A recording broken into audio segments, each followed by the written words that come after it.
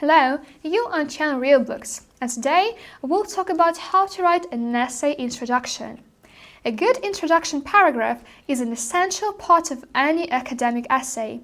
It sets up your argument and tells the reader what to expect.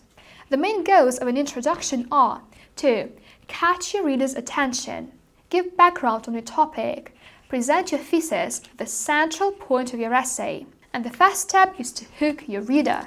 Your first sentence sets the tone for the whole essay, so spend some time on writing an effective hook. Avoid long, dense sentences. Start with something clear, concise, and catchy that will spark your reader's curiosity.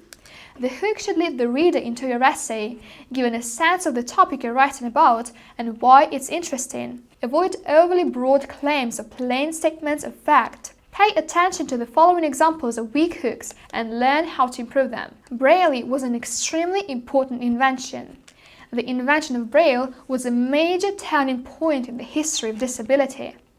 The first sentence is a dry fact. The second sentence is more interesting, making a bold claim about exactly why the topic is important. The Internet is defined as a global computer network providing a variety of information and communication facilities.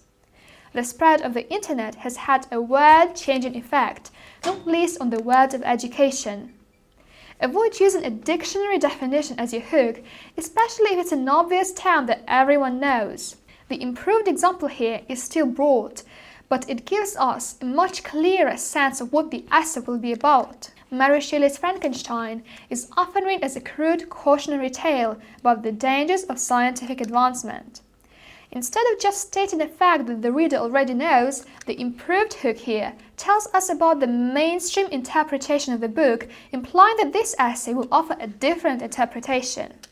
The second step is to give background information. Next, give your reader the context they need to understand your topic and argument. Depending on the subject of your essay, this might include historical, geographical, or social context, an outline of the debate you're addressing, a summary of relevant theories or research about the topic, definitions of key terms.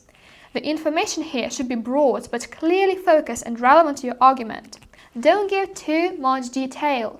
You can mention points that you will return to later, but save your evidence interpretation for the main body of the essay.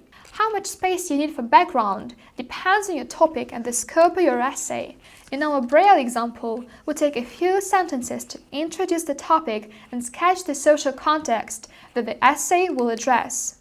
And an example is, the writing system of raised dots used by blind and visually impaired people was developed by Louis Braille in 19th century France. In a society that did not value disabled people in general, blindness was particularly stigmatized, and lack of access to reading and writing was a significant barrier to social participation. The idea of tactile reading was not entirely new, but existing methods based on sighted systems were difficult to learn and use. The third step is to present your thesis statement. Now it's time to narrow your focus and show exactly what you want to say about the topic. This is your thesis statement, a sentence or two that sums up your overall argument.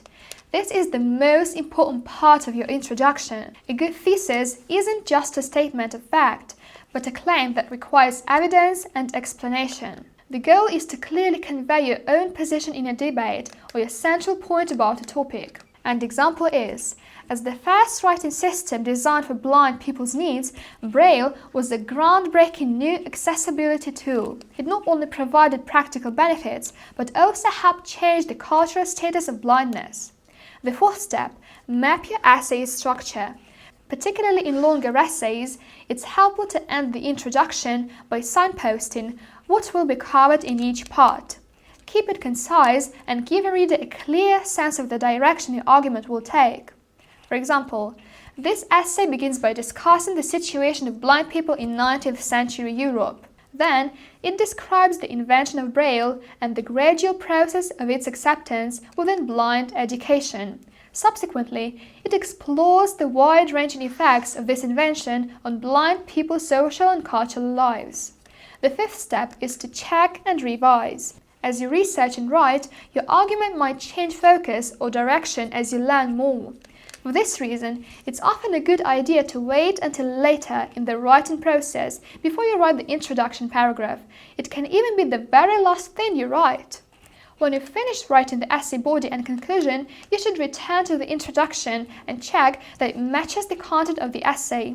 It's especially important to make sure your thesis statement accurately represents what you do in the essay. If your argument has gone in a different direction than planned, tweak your thesis statement to match what you actually say. We hope that it was useful for you. Thanks for watching.